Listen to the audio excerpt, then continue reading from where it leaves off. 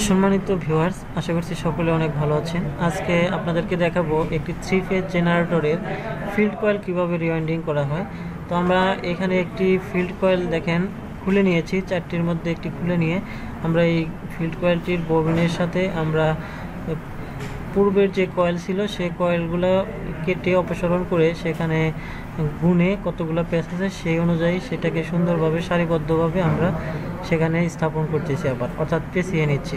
পেঁচানো হয়ে গেলে আমরা যে কোডের সাথে আবার এটাকে এই ববিনটা লাগিয়ে দিয়ে এই যে নাট বোল্ট দিয়ে আমরা কিন্তু আবার সেই শেপটের সাথে লাগিয়ে দেব।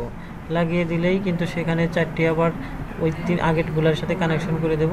এবং এইখানে দেখেন যে মেন কয়েলটা রিওয়াইন্ডিং হচ্ছে, এই মেন কয়েলটা রিওয়াইন্ডিং হওয়ার জন্য এখানে সম্পূর্ণ কয়েলগুলোকে অপসারণ করে এখানে কিন্তু পরবর্তীতে কয়েল আবার আমরা লাগিয়ে দিচ্ছি। এই যে এটা দেখেন আমাদের এই ববিনটা শেষ হয়ে গেলে আমরা এখানে এই কোরের ভিতরে এটাকে আবার লাগিয়ে নতুন করে আমরা আবার স্থাপন করব। ধন্যবাদ।